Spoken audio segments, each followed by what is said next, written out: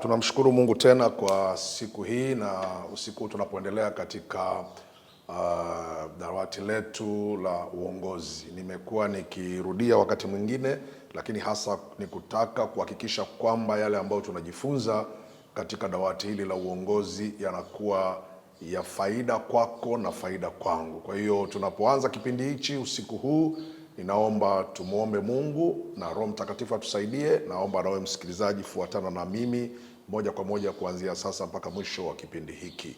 Baba Mungu, ninakushukuru, asante kwa ajili ya wakati huu na asante kwa ajili ya wasikilizaji na watazamaji wa kipindi hiki. Naomba Roho wako Mtakatifu aweze kunisaidia katika yale ambayo tutajifunza usiku huu, kwa jina la Yesu Kristo Mwokozi wetu, amen.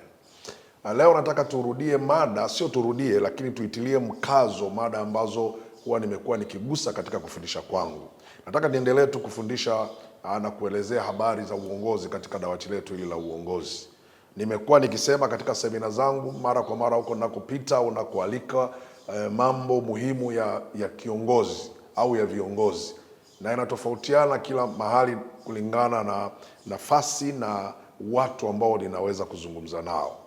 Leo nataka nizungumzie mambo sita ambayo kiongozi anapaswa kuyafahamu katika utumishi wake. Jambo la kwanza ni kiongozi, jambo la kwanza ni ule uongozi ambao nilishawahi kuzungumza. Nataka nirudie tena kwa msisitizo mzuri zaidi. Ni ule uongozi. Jambo la kwanza ni uongozi, alafu jambo la pili ni kuongoza, alafu jambo la tatu ni kupanga, alafu jambo la nne kusimamia, jambo la tano kufuatilia, alafu jambo la sita kufanya tathmini. Sasa katika mambo haya ni muhimu kiongozi kuyatambua na kuelewa. Napozungumzia kiongozi, yani kiongozi, na nimekuwa nikisema mara kwa mara, unapokuwa kiongozi haina maana hapo kwenye uongozi ndio umefika mwisho. Yani kiongozi anatamkwa kwamba huyu ni kiongozi, anaweza akawa kiongozi, askofu anaweza akawa kiongozi, mchungaji anaweza akawa kiongozi, mtume, nabii, mwalimu wa uimbaji, mwalimu wa kwaya, mwenyekiti wa kina mama, mwenyekiti wa vijana, mwenyekiti wa taasisi, mwenyekiti kwenye mradi, katika namna yoyote ile. Yani yule wa juu katika ile shughuli anaweza anatamkwa kuitwa kiongozi. Sasa kiongozi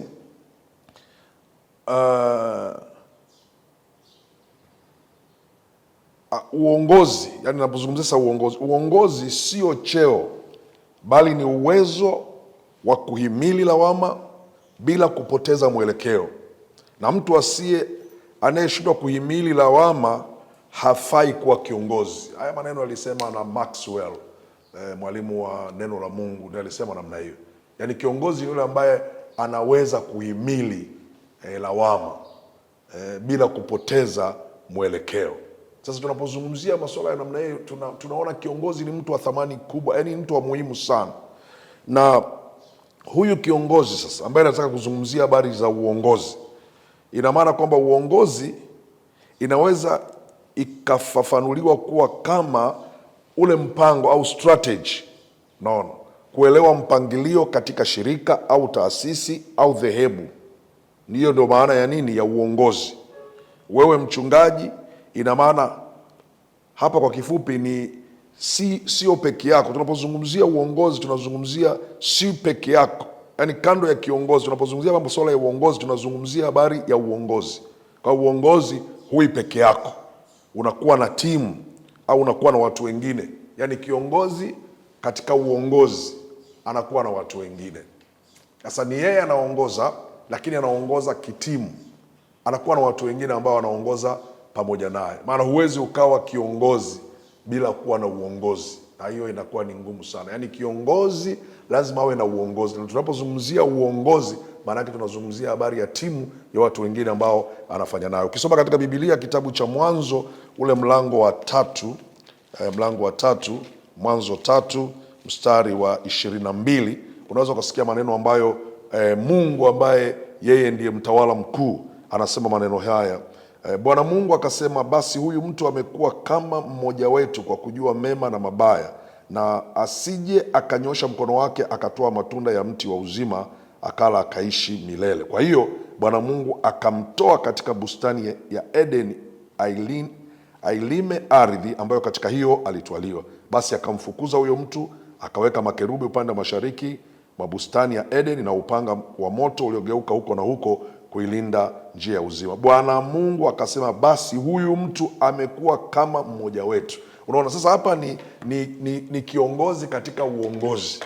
Unaona, kiongozi katika uongozi, yani kuna ushirikishwaji.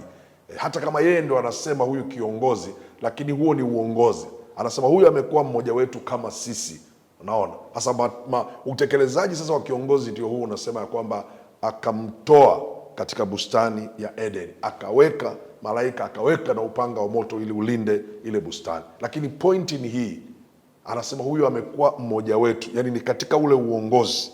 Nazungumzia katika ule uongozi. Sasa kiongozi ni uongozi ambao unakuwa na pamoja na watu wengine ambao anafanya nao kazi. Ukisoma pia katika Mwanzo sura ile ya 11 mstari wa 6, Biblia inafundisha hivi, mstari wa 6 na wa 7, sura ya 11 kitabu cha Mwanzo, Biblia inasema hivi: Bwana akasema, tazama watu hawa ni taifa moja na lugha yao ni moja, na hayo ndio wanayo yafanya, wala hata hawatazuiliwa neno wanalokusudia kulifanya. Haya, na tushuke huko tukawachafulie usemi wao, ili wasisikilizane maneno wao kwa wao. Haya, na tushuke huko. Sasa unaona, kiongozi katika uongozi anasema haya, na tushuke huko. Maana yake kuna jopo, kuna pamoja wengine ambao anafanya nao kazi. Narudia hapa kwa sababu gani? Unapokuwa kiongozi ujue kuna uongozi. Hata kama unaweza ukawa na maamuzi ambayo unayasema, lakini ujue kuna uongozi.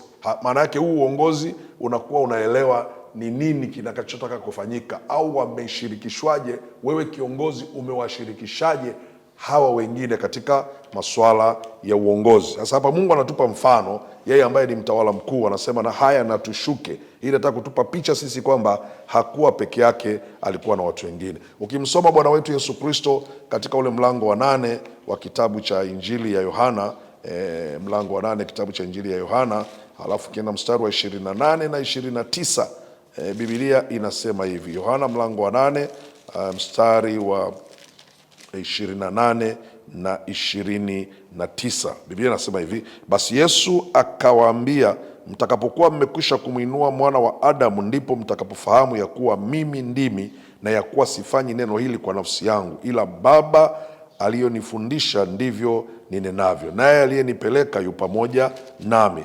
Hakuniacha peke yangu, kwa sababu nafanya siku zote yale yampendezayo.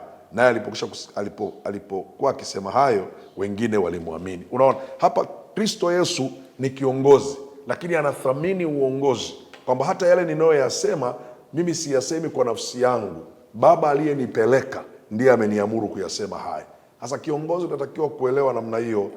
Usijisahau katika ngazi yoyote ambayo upo, usijisahau. Ufahamu kwamba wewe ni kiongozi ambaye uongozi wako unaongoza pamoja na wengine. Hii haina maana kwamba mnatembea katika kuongoza wote pamoja. No, hii ina maana ya kwamba yale ambayo kiongozi sasa unayaongoza, unakuwa na watu wengine wanafahamu, wanaelewa, unawafahamisha. Wasielewe, lakini unapaswa kuwaeleza ili wawe wanajua. Ukisoma katika Yohana 12:48, 45, pia ukisoma Yohana mlango wa 5 mstari wa 30, utaona maneno yanarudia, yanafanana na hayo. Katika mlango wa 5 mstari wa 30 unasema hivi: mimi siwezi kufanya neno mwenyewe, kama nisikiavyo ndivyo ni hukumuvyo, na hukumu yangu ni ya haki, kwa sababu siyatafuti mapenzi yangu mimi, bali mapenzi yake aliyenipeleka. Sasa unaona, kiongozi katika uongozi hatafuti mapenzi yake yeye mwenyewe. Hapa ndipo tunapokutana na changamoto nyingi. Wakati mwingine kiongozi unataka kutafuta mapenzi yako wewe mwenyewe, yani wewe uonekane au mimi nionekane. Lakini Yesu anasema hapana, mimi siyatafuti mapenzi yangu, bali yeye aliyenipeleka ndio ninayafanya yale yaliyo mapenzi yake, ninayafanya yale yampendezayo. Unapokuwa kiongozi, ina maana kuna watu walihusika wewe kukuweka kwenye huo uongozi. Kwanza Mungu anahusika, lakini pia kuna watu ambao Mungu amewaamini wakahusika kukuhusisha kwa namna moja, ama kwa kukuteua, ama kwa kupiga kura, au kwa kukupendekeza wewe uwe kiongozi wao. Sasa ukiwa kiongozi wao, kumbuka, ni vizuri ujue wewe uko kwenye uongozi. Sasa ni kiongozi na uongozi, yaani hui peke yako. Na hapo Mungu ametuonyesha jinsi ambavyo uongozi ni timu. Timu ya uongozi inakuwa ni nzuri. Mnapofanya kazi kitimu, inakuwa na baraka kubwa sana. Katika Matendo ya Mitume sura ile ya 15, Matendo ya Mitume ile sura ya 15, Biblia inazungumza hivi, mstari wa 8. Matendo ya Mitume sura ya 15 mstari wake wa 8 mpaka mstari wa 11. Kuna mambo fulani yalitokea hapa. Sasa inaanza hivi: na Mungu ajuae vile kama alivyotupa sisi, wala hakutufanya tofauti kati yetu sisi na wao, akiwasafisha mioyo yao kwa imani. Basi sasa mbona mnamjaribu Mungu na kuweka kongwa juu ya shingo za wanafunzi ambao baba zetu wala sisi hatukuweza kulichukua? Basi tuamini kwamba tutaokoka kwa neema ya Bwana wetu Yesu Kristo. Basi mkutano wote wakanyamaza, wakawasikiliza Barnaba na Paulo, wakiwapasha habari za ishara na maajabu ambayo Mungu aliyafanya kwa ujumbe wao katika mataifa. Na hao walipokwisha kunyamaza, Yakobo akajibu akasema, ndugu zangu, nisikilizeni. Sasa unaona hapa ni kiongozi katika uongozi, yaani watu wanafanya kazi kwa pamoja. Mstari wa 23 kwenda 29, Biblia inasema, mitume na ndugu wazee, kwa ndugu zetu walioko Antiokia na Shamu na Kilikia, walio wa mataifa, salamu. Kwa kuwa tumesikia ya kwamba watu waliotoka kwetu wamewasumbua kwa maneno yao, wakipotosha roho zenu ambazo sisi hatukuwaagiza. Sisi tumeona vema, hali tumepatana kwa moyo mmoja, kuwachagua watu na kuwapeleka kwenu pamoja na wapendwa wetu Barnaba na Paulo, watu walioatilisha maisha yao kwa ajili ya jina la Bwana wetu Yesu Kristo. Basi tumewatuma Yuda na Sila, watakaowaambia wenyewe maneno yayo hayo kwa vinywa vyao, kwa maana ilimpendeza Roho Mtakatifu na sisi tusiwatuke mzigo, ila hayo yaliyo ya lazima, yaani mjiepushe na vitu vilivyotolewa sadaka kwa sanamu na damu na nyama zilizosongolewa na uasherati. Mkijizuia hayo, mtafanya vema wa salamu. Hapa sasa unaona kiongozi na uongozi, jopo la pamoja linafanya maamuzi na mambo yanakuwa sawasawa. Kwa hiyo katika timu ya uongozi huwa mambo yanakuwa namna hiyo. Ukipata muda utasoma katika kitabu cha Wafalme wa Kwanza mlango wa 20 mstari wa 7 mpaka wa 11. Hapo inazungumzia pia timu ya uongozi. Nataka nimalize katika kipengele hicho cha kwanza cha masuala ya uongozi, yani kiongozi na uongozi. Anakuwa na timu ya uongozi, lakini bado yeye anakuwa ni mshika maono au mshikadau mkubwa au msemaji mkuu. Yeye akibeba yale ambayo Mungu amemsaidia kuyaona, lakini pia na yale ambayo wamefanya mashauriano. Na ndio maana sasa hapo, kama katika madhehebu, katika taasisi, katika serikali, katika vitu mbalimbali, unaweza kugundua kukuta hapo kuna katiba, kuna miongozo, kuna dira, kuna malengo. Hasa watu wanakuwa wanazungumzia yale malengo ambayo wako nayo, au ile dira walionayo, au ile katiba walionayo, au ile miongozo walionayo. Sasa wakiwa wanaizungumzia, sasa wanapata mwelekeo ya uongozi. Namba moja. Namba mbili ni kuongoza. Kiongozi katika uongozi ni namba moja, lakini namba mbili ni kuongoza. Unapokuwa kiongozi unapaswa kuongoza. Huwezi kuwa kiongozi alafu uongozi. Huwezi kuwa kiongozi alafu unaongozewa na mtu mwingine au watu wengine. Hapana, kiongozi lazima uongoze, na kuongoza kuna maana nyingi sana, lakini maana ya kwanza ya kuongoza ni kutangulia mbele. Kutangulia mbele, yaani wewe kiongozi unatangulia mbele, unakuwa mstari wa mbele, ama katika kuona mambo, au katika kutafsiri mambo, au katika kuonyesha njia iliyo sahihi. Sasa kiongozi ukiwa sasa wewe hauwezi kuongoza, hui kiongozi. Mara nyingine tunakutana na changamoto nyingi sana. Viongozi mnakao katika uongozi, mnamwachia kiongozi, au viongozi wanapewa majukumu Awe ni kiongozi wa jimbo, kiongozi wa kanisa la mahali, kiongozi wa parish, kiongozi wa tawi, kiongozi wa idara ya vijana, idara ya sifa na muziki, idara ya kina mama, idara ya injili na misheni, mkurugenzi, kwenye taasisi. Mnakuwa mmeshapanga. Sasa mnamtegemea kiongozi atakwenda kuongoza yale ambayo mmeyazungumza katika uongozi. Lakini unashangaa kiongozi yule akifika kwenye eneo lake anaweza akabadilishwa ama na rafiki zake ama mke wake, whatever. Anaweza akabadilishwa tu, mkashangaa anaeleza vitu tofauti na yale mlioazimia. Kwa hiyo kiongozi, tafadhali sana kumbuka, wewe unapaswa kuongoza. Hubaki kiongozi tu kwenye mamlaka, kwenye cheo, kwenye nafasi au kwenye madaraka au kwenye kiti. Hiyo ni zaidi. Unapaswa kuongoza mambo yaende katika mwelekeo.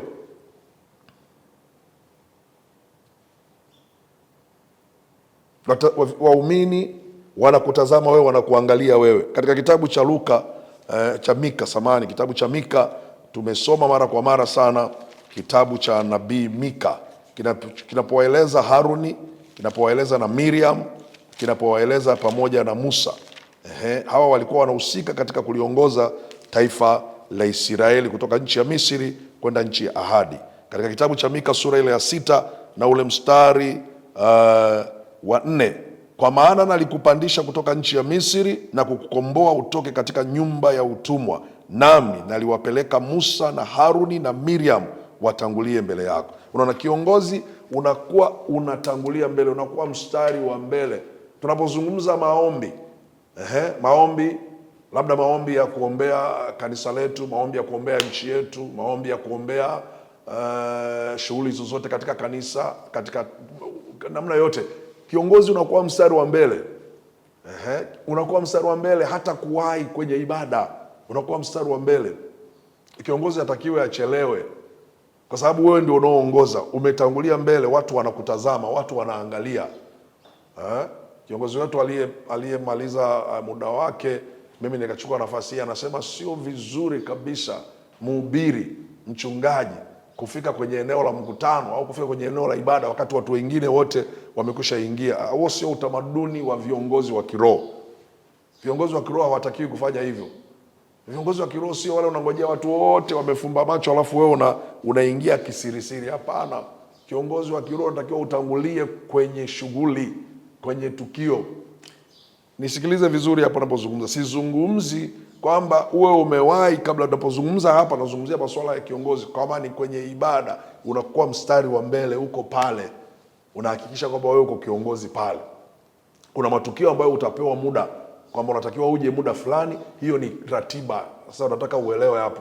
Kuna ratiba ambayo inapewa muda, kwamba ratiba ya kiongozi kuingia kwenye tukio fulani ni muda fulani. Lakini tunapozungumza masuala ya ibada, masuala ya mambo, kuelekeza mambo ya kiongozi, unatakiwa uwe mstari wa mbele. Mungu anasema niliwatanguliza Musa, Haruni na Miriam ili kuwaonyesha njia. Kwa hiyo hawa ndio walikuwa mbele.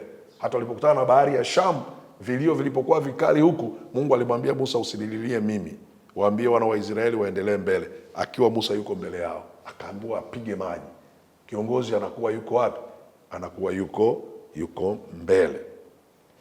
Naona pia lazima utambue Mungu ameweka viongozi kwa makusudi. Naona hajaweka tu viongozi kwa bahati mbaya. Mungu ameweka viongozi kwa makusudi, wawe na uwezo na namna ya kulipeleka kanisa au watu mahali panapotakiwa. Na hiyo ilikuwepo tangu mwanzo. Unaposoma katika kitabu cha Torati, Kumbukumbu la Torati ile sura ya 17 mstari wa 14, wakati wana wa Israeli walipokuwa wanaishi, Mungu aliwaambia mapema kabisa kwamba huko baadaye ninyi mtapaswa kuwa na nani? Mtapaswa kuwa na viongozi. Mstari wa 14 Biblia inasema hivi, Kumbukumbu la Torati mlango wa 17 mstari wa 14 mpaka mstari ule wa 20, unasema hivi: utakapokwisha kuingia katika nchi ya kupayo Bwana Mungu wako ukaimiliki na kukaa humo, nawe utakaposema nitaweka mfalme juu ya mfano wa mataifa yote yaliyo kando kando yangu, usiache kumweka yule atakayechaguliwa na Bwana Mungu wako awe mfalme juu yako. Mweke mmoja kati ya ndugu zako na awe mfalme juu yako. Usimtawaze mgeni juu yako ambaye si ndugu yako, ili asifanye farasi wake kuwa wengi, wala asiwarudishe watu Misri, ili apate kufanya farasi si kuwa wengi, kwa sababu Bwana amewaambia tangu sasa, msirudi tena njia ile. Wala asijisazie wake, ili moyo wake usije ukakengoka, wala asifanye fedha zake na dhahabu kuwa nyingi, tena iwe zamani aketipo juu ya kiti cha ufalme wake, ajiandikie nakala ya Torati, ili katika chuo kutafuta hicho kilicho mbele za makuhani na Walawi. Sasa hapa inazungumzia mtakuwa na kiongozi, mtakuwa na mfalme. Unaona, na Mungu anakusudia kwamba kiongozi anasaidia kufanya mambo yanakaa. Maana pasipokuwa na uongozi, pia pasipokuwa na kiongozi, huwa vitu vinaenda tofauti. Wale mnasoma Biblia mnakumbuka Joshua alipomaliza utumishi wake, palikuwa pana changamoto sana. Katika kitabu cha Joshua ile sura ya 24, maandiko yanasema Joshua alifika mahali akawaambia wana wa Israeli, je, mtawatumikia wale miungu walioko ng'ambo kule mlikokuwa natumikia, au mtamtumikia Mungu ambaye ndiye anapaswa atumikie? Akasema hivi, chagueni hivi leo mtakayemtumikia, mimi na nyumba yangu tutamtumikia Bwana. Sasa Joshua alipomaliza uongozi wake, ukisoma kitabu cha Joshua huoni ni nani alikuja kuchukua uongozi na kuwa kiongozi. Hatuoni. Na Biblia inasema kikainuka kizazi kisichomjua Mungu, lakini kwa rehema na huruma za Mungu, Mungu akawa anainua watu walikuwa wanaitwa waamuzi. Na hawa waamuzi walikuwa wanahusika katika kuamua, lakini pia walikuwa wanakaa chini ya Torati ya Musa na katika mwelekeo ambao Mungu ameukusudia. Kwa hiyo viongozi wamewekwa kwa makusudi. Huyu kiongozi tu hivi hivi, unakuwa kiongozi kwa sababu liko kusudi la Mungu katika maisha yako. Kwa hiyo unakuwa kiongozi ili uongoze. Musa alichaguliwa akaongoza taifa la Israeli. Joshua alichaguliwa akaliongoza taifa la Israeli, akatangulia mbele kama kiongozi. Lakini jambo la tatu, kiongozi lazima awe anapanga. Kiongozi lazima awe anapanga. Panga mambo. Unaona, kwa sababu wewe unatangulia mbele, lazima upange mambo. Usipopanga mambo kiongozi, ujue utapangiwa, au usipopangiwa basi kutakuwa hakuna utaratibu. Kupanga ni hatua muhimu sana ya kufikia mafanikio au malengo. Kupanga kunahusisha kutambua mwelekeo. Kupanga ni msingi imara katika uwezeshaji au utekelezaji au kufanya maamuzi yaliyo sahihi. Kutokupanga ni kushindwa. Kwa hiyo kiongozi ni vizuri sana uhakikishe unapanga mambo. Mungu ni wa mipango, ndio maana yeye anashinda siku zote. Ukipanga mpango kama kiongozi, kwa sababu unatakiwa kupanga, unapopanga inakusaidia kujua hatua gani ufanye, nini cha kufanya, na ni kipi cha kipaumbele. Naona, au kipi unatakiwa uanze. Sasa usipopanga utajikuta kila siku unachomokea tu vitu ambavyo vinatoka kule ambako wala hukutegemea. Na hiyo ndio imekuwa shida kubwa sana ya viongozi. Wanashindwa kupanga. Mungu anapokuteua kama kiongozi, na watu wengine wanapokuteua kama kiongozi, Mungu anajua kuna uwezo wa kupanga mambo. Unaweza ukawa unapangilia mambo na mambo yakaenda sawa sawa. Na hata kama utashindwa kabisa, Mungu atakupa watu watakao kusaidia kukuelekeza mambo ya kupanga. Mnafahamu Musa wakati wa kuamua wana wa Israeli katika matatizo, kitabu cha Kutoka sura ile ya 18, baba mkwe alifika kwa Musa, akamkuta Musa ana mashughuli mengi sana, tangu asubuhi mpaka jioni anaendeleza kufanya vitu ambavyo vilikuwa vinamchosha. Na hii baba mkwe akamwambia Musa, haya mambo yatakuchosha. Mimi nakupa ushauri, tafuta watu wenye uwezo, watu wenye haki, watu wanaochukia mapato ya aibu, yani wasio na dhuluma, uwaweke katika nafasi mbalimbali ili wakusaidie. Huu ulikuwa ni mpango Musa aliusikia kutoka kwa baba mkwe. Saa nyingine kupanga sio lazima usikie moja kwa moja kutoka mbinguni. Unaweza ukasikia pia hata kutoka kwa watu wengine tu ambao mnafanya nao kazi. Kwamba wana jambo hili ili liende vizuri, kiongozi ungepanga hivi. Kumbuka katika masomo yangu nimefundisha hivi, usikatae ushauri kama kiongozi, isipokuwa kama kiongozi upime ushauri, kwa sababu Mungu anapoweka kiongozi huwa anaweka na neema nyingine ya kufikia yale malengo. Babake Musa hakumwambia huyu na huyu na huyu, isipokuwa Musa alipanga na matokeo yanaonyesha yalikwenda vizuri sana. Kuna watu kama kina Yusufu, tunafahamu vile ambavyo walipanga katika nchi ya Misri. Maana Farao anamwambia Yusufu, tupate wapi mtu kama huyu mwenye roho wa Mungu ndani yake? Hebu tupangie hayo mambo yatakavyokuwa. Yusufu anasema katika ile miaka 7 ya mavuno itabidi tujenge ghala za kutosha, tuhakikishe tumehifadhi chakula ambacho kwenye ile miaka 7 ya njaa hicho chakula kitakuja kutusaidia. Unaona, Mungu anampa kiongozi ufunuo au maarifa au uwezo wa kupanga mambo, na wale wote wakakubali. Wa Misri wote wakakubali, na Yusufu akaweka mpango, na mpango ukawa mzuri. Hata ilipofika njaa aliweka mpango wa kuwauzia watu. Aliwauzia watu kwa wanyama wao, aliwauzia watu hata kwa vipande vya ardhi vya nchi waliokuwa nayo. Kwa hiyo kiongozi uwe unapanga, usikae tu kienyeji, usikae tu bila mpangilio. Usipoweka mpangilio kiongozi, utakuwa unafeli hata na kitu kidogo kabisa kwenye kanisa vinashindikana. Hata kama jambo litachukua miaka 6, lakini weka mpango. Katika ziara ambazo natembea kwenye majimbo, nimefika mahali fulani nimekuta watu wanajenga kanisa, na nikawauliza, wakasema tumeweka malengo ya kujenga hili kanisa mpaka mwaka 2030 tutakuwa tumeisha maliza. Na wameshajenga msingi, wamepandisha ukuta, jengo litakaloingia watu 2000. Na ninawaangalia ni ndugu wako kijijini au wako mahali ambapo sio kijijini, mahali ambapo pako kawaida tu, lakini wanasema tumepanga mpango wa miaka hii mpaka 1930 tukiwa 2030 tukiwa hai tutahakikisha hili jengo letu limekwisha. Na wamenionyesha ule utaratibu, huwa tunachangia hivi, wakati wa mavuno tunachanga hivi, tumetaka kila mshirika afanye hivi, na watu wanajitoa. Hawa watafaulu. Wewe kiongozi unafeli mara nyingi kwa sababu huna mpango. Mara nyingine umeshindwa hata kununua keyboard hapo kwenye kanisa unaloongoza kwa sababu hakuna mpango. Si kwamba watu hawana uwezo. Na kiongozi, usiingie kwenye mifuko ya watu, uwezi ukajua, usiwaite watu wako maskini, wewe unashindwa kuweka mpango. Weka mpango. Weka mpango wa maombi, weka mpango wa Bible study, kufundisha Wakristo, weka mpango wa kushuhudia. Watu watakuja tu, watashuhudiwa alafu wataletwa kanisani. Usipoweka mpango na watu wanakaa hivyo hivyo, wanakosa kuelewa. Kiongozi unapaswa kuwa na mpango. Nishawahi kufundisha, nimewahi kueleza habari za Paulo, jinsi alivyokuwa ameweka mipango. Narudia tena kwa sababu najua haya ni mambo ya muhimu kwa sisi viongozi. Jambo la 4 ni kusimamia. Masuala ya kusimamia haya yanahusiana na masuala ya utawala, management. Yaani kiongozi pia wewe ni msimamizi.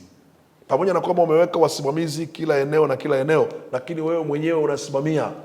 Mara nyingine unasikiaga watu wanasema lakini kiongozi huyo anapitiliza, huku asingepaswa kuja. Utashindwa. Kusimamia ni kutaka kujua. Kusimamia, nimesema hivi, kusimamia ni kuona kama mambo yanafanyika kama yalivyopangwa. Bila hivyo utafeli. Kia kiongozi unatakiwa usimamie. Kusimamia ni kuona kwamba mambo yanafanyika kama vile ambavyo mmefanya nini? Mmepanga. Usiposimamia kiongozi, hata kama umeweka watu wanaosimamia, lakini wewe kiongozi lazima ufuate, usimamie, uone haya mambo yanakwenda vile nilivyopanga. Mungu mwenyewe alisimamia, kapanga mambo pale kwenye bustani ya Eden, lakini alisimamia. Alikuwa anasimamia aone vitu vyake vinakwenda sawa sawa. Biblia inasema Mungu analisimamia neno lake, analiangalia neno lake ili alipate kulitimiza. Hata kwenye neno lake Mungu anasimamia. Wakati fulani kipindi cha Musa walimkuta mtu akichukua kuni siku ya Sabato, ameenda kukata kuni siku ya Sabato. Ni jambo jema sana kukata kuni, lakini ilikuwa ni siku ya Sabato na wakati ule sheria ilikuwa inasimama. Watu wakamwambia Musa na ikaonekana yule mtu auawe. Lakini Musa akaenda kumuuliza Mungu kwamba hivi namuuaje mtu huyu kwa sababu ya Sabato? Alipokwenda kumuuliza Mungu, Mungu akamwambia anapaswa kuuawa mtu huyu. Hii inaonyesha nini? Mungu alikuwa anasimamia vitu alivyovipanga, vitu ambavyo yeye yuko mstari wa mbele kama kiongozi. Kwa hiyo usimamizi ni wa muhimu sana. Mambo mengi yanaharibika, mambo mengi yanakosa maendeleo, ni kwa sababu hakuna usimamizi. Yanaweza yakapangwa, lakini yasiposimamiwa hakuna kinachotokea. Mfalme Farao katika nchi ya Misri, kuna wakati alipoinuka mfalme asiyemjua Yusufu, Biblia inasema yule mfalme akaona Waisraeli wanazao, walikuwa na uzao mkubwa sana, alafu watu mahodari, alafu wanazidi kuenea katika nchi. Huyu mfalme akajua baadaye tutakuja kugeukiwa hapa, hawa jamaa wanaweza wakaja wakatushinda. Biblia anasema akaenda akaongea na wazalisha Pua na Shifra, akamwambia, mnapoona wanawake wa Kiisraeli wanazaa, hakikisheni ya kwamba kama ni mtoto wa kiume mnamuua. Na wale wazalisha wakamsikiliza, lakini baadaye kwa sababu wale wazalisha walikuwa wanamcha Mungu, Biblia inasema hawakuua wale watoto. Baadaye huyu mfalme alipoanza kusimamia masuala yake, akaanza kuona mbona watoto wa Kiisraeli wanazidi kuwa wengi. Akawauliza wale wazalisha, hakutuma watu wengine, kwa sababu alikuwa anasimamia. Kiongozi unapaswa usimamie, usibaki tu kwenye cheo cha uongozi. Simamia uone kama haya mambo yanakuwa sawasawa. Biblia inasema katika kitabu cha Kutoka ile sura ya kwanza na ule mstari wa 15, Kutoka sura ya kwanza mstari wa 15, Biblia inatuonyesha vile ambavyo mfalme Farao huyo ambaye alikuwa hamjui Yusufu alivyoamua kusimamia mambo yake. Kisha imeandikwa hivi: kisha mfalme wa Misri akasema na wazalisha wa Kiebrania, mmoja jina lake aliitwa Shifra na wa pili jina lake aliitwa Pua. Akasema, wakati mwazalishapo wanawake wa Kiebrania kuona wakiwa katika kuzaa, ikiwa ni mtoto mwanamume basi muweni, bali ikiwa ni mtoto mwanamke na aishi. Lakini wale wazalisha walikuwa wakimcha Mungu, wasifanye kama vile walivyoamriwa na huyo mfalme wa Misri, lakini wakawahifadhi hai wale wanaume. Basi mfalme wa Misri akawaita wale wazalisha na kuwauliza, kwa nini ninyi kufanya jambo hili na kuwahifadhi watoto wanaume wawe hai? Unaona, huyu mfalme alikuwa anafuatilia. Mstari wa 22 unasema, kisha huyo Farao akawaagiza watu wake akisema, kila mtoto mwanamume atakayezaliwa mtupeni mtoni, na kila mtoto mwanamke muhifadheni hai. Alipoona wazalisha wamemjibu kwamba hawa wanazaa mapema bila mzalishaji, akawaagiza watu wake kwamba mkiona mtoto yoyote wa Kiebrania wa kiume, hakikisheni mnamchukua na kumtupa mtoni. Sasa unaona, huyu mfalme alikuwa anasimamia. Kiongozi unapaswa kusimamia. Bila kusimamia mambo hayatakuwa sawasawa. Mfalme lazima kiongozi simamia mambo. Jambo la tano ni kufuatilia. Nimefundisha mara kwa mara katika semina zangu mbalimbali za viongozi, na mimi mwenyewe nikiwemo, nikasema hivi: kufuatilia ni zaidi ya kusimamia, ni kuona na kuhakikisha wewe kiongozi. Yaani wewe mwenyewe unaona na unahakikisha, ndio swala la kufuatilia. Sasa kusimamia ni tofauti, lakini kufuatilia ni kuona na kuhakikisha kama hivi vitu viko vile vile vinavyokwenda.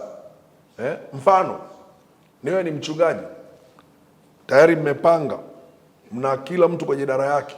Kuna walimu wa watoto wadogo wa ile shule ya Jumapili wanafundisha watoto wale, kuna walimu wa kwaya, kuna idara sijui ya maombi, kuna idara ya kina baba, sijui chama au mnahitaji wa kina baba.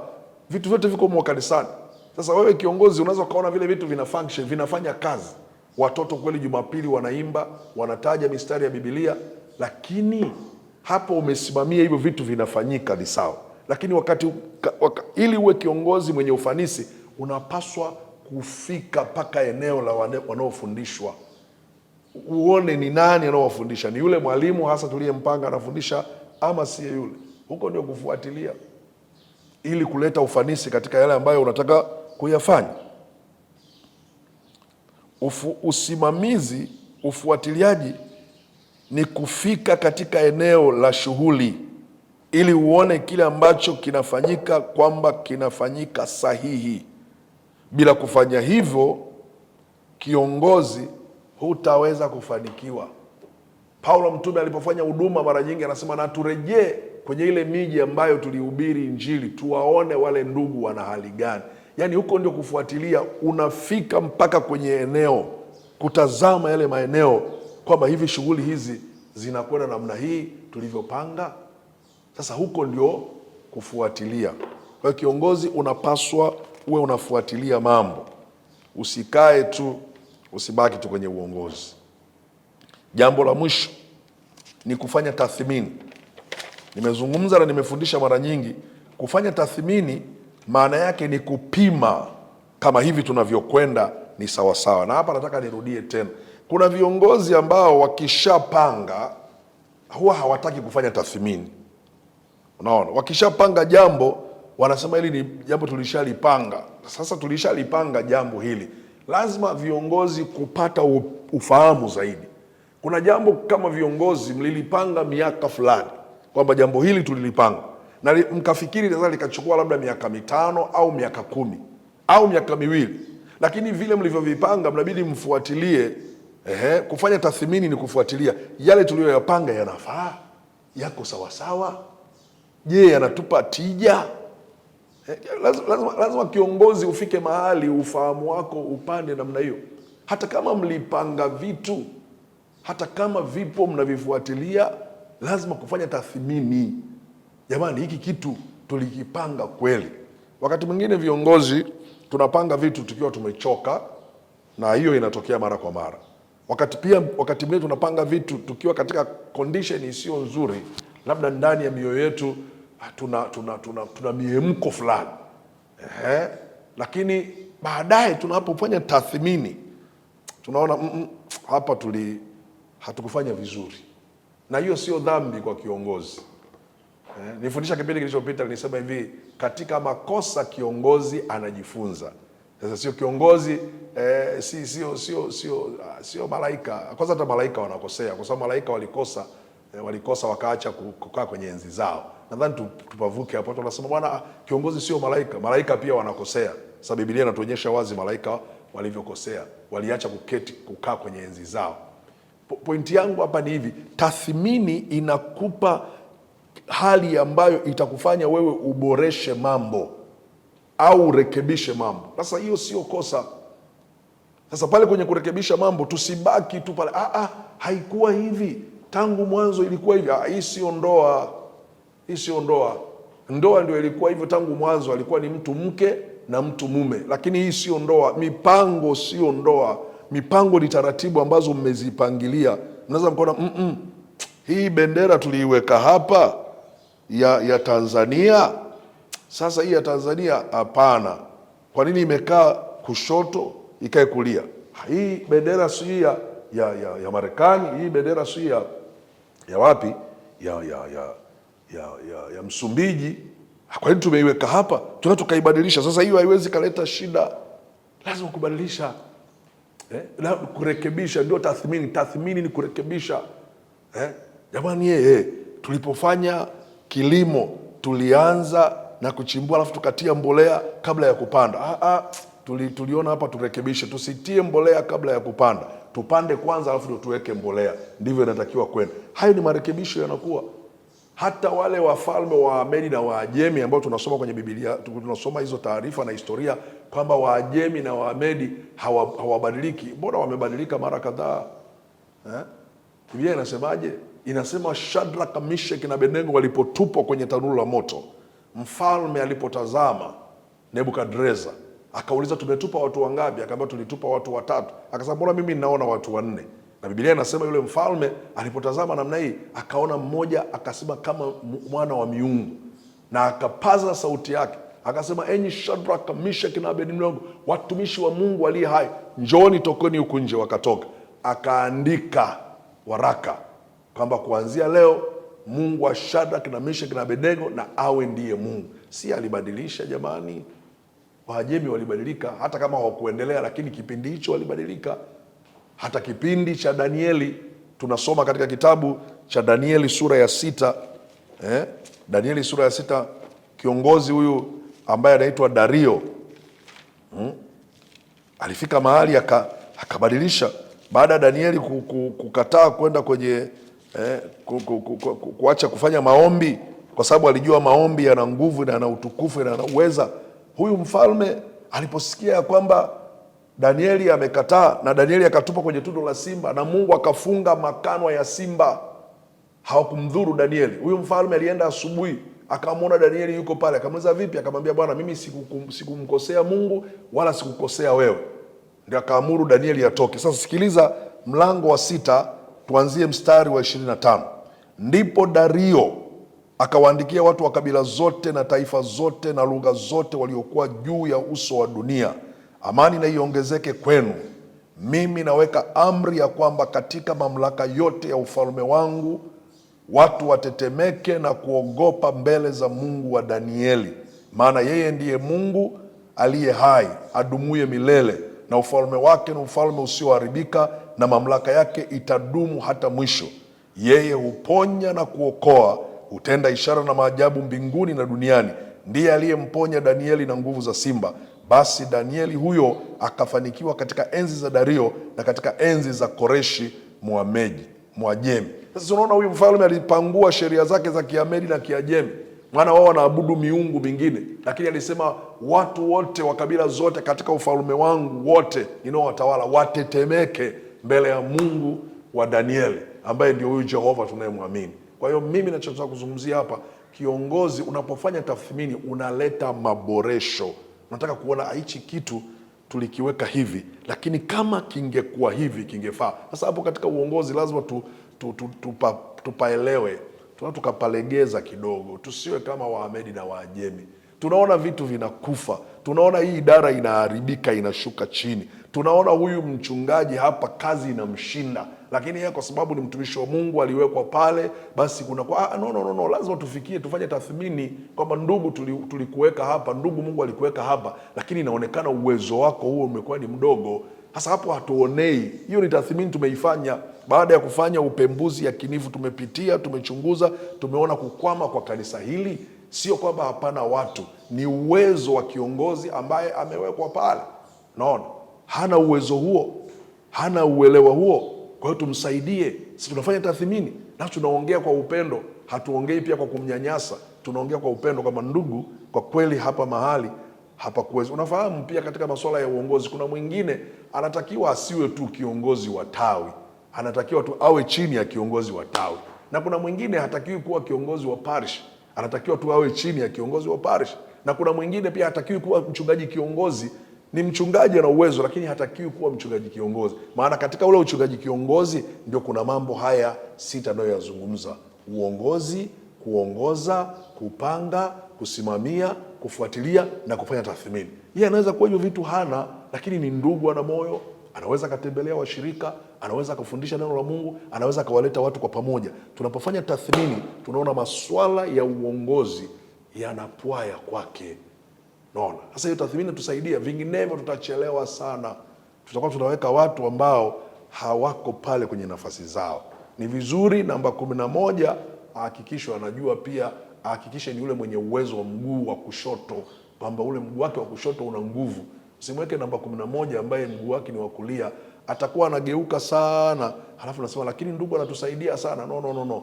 Lazima tufanye tathmini. Nataka nimalize kwa kusema maneno haya. Hata Mungu, ukisoma kitabu cha Mwanzo sura ya 1 mstari wa 31, Biblia inasema hivi. Kitabu cha Mwanzo 31, Biblia inasema hivi. Ule mstari wa mwisho katika kitabu cha Mwanzo, unajua ndio hii mistari ilipangwa, lakini ilipangwa, tukubaliane na vile ilivyopangwa. Imeandikwa hivi: Mungu akaona kila kitu alichokifanya, na tazama ni chema sana. Ikawa jioni, ikawa asubuhi, siku ya 6.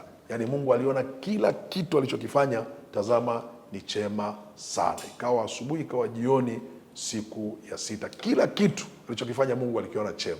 Lakini unapokuja Mwanzo sura ya 2 mstari wa 18, maneno yanatofautiana. Inasema hivi: Bwana Mungu akasema, si vema huyo mtu awe peke yake, nitamfanyia msaidizi wa kufanana naye. Hapa haina maana kwamba Mungu hana uwezo wa kujua mambo yote. Mungu alikuwa anajua kila kitu, lakini alikuwa anataka kutuwezesha sisi, kutusaidia sisi, kwamba unaweza ukaona kila kitu ulichopanga kiko vizuri, lakini baadaye ukasema lakini si vema hiki kiwe hapa, si vema hiki kingekuwa mahali hapa. Wakati mwingine tunachagua viongozi, hata sisi tunaochaguliwa kuwa maaskofu wakuu, lakini wakati mwingine tunaweza kuona hapa tulichagua kiongozi, tulipiga kura kwa kiongozi, lakini kwa kweli hii nafasi inaonekana anapwaya, hii nafasi hana uwezo nayo. Naona sasa hiyo ni tathmini, na tathmini inawafanya mfanye vizuri, tathmini inawafanya mboreshe mambo. Hivyo ndivyo inavyokuwa. Nataka Mungu atubariki sana kwa usiku wa leo, kwa mafundisho haya ambayo tumejifunza, na ninaamini kama wewe ni kiongozi utayafahamu haya mambo 6. La kwanza, uongozi hauko peke yako, una wenzako. Na hii ina maana gani? Ina maana pia wewe una kibali kikubwa cha kufanya kwenda mbele za Mungu na kupata uhakika katika yale ambayo mnayaamua katika uongozi. yaani uongozi shirikishi. Watu wengine pia unawashirikisha. Jambo la pili, uwe unaongoza, maana yake unatangulia mbele, unakuwa mstari wa mbele, unaonyesha njia, una uhakika na yale unayoyasema. Namba tatu, hakikisha kiongozi unapanga kwamba lazima hili likae katika mpangilio. Na namba nne, hakikisha unafuatilia.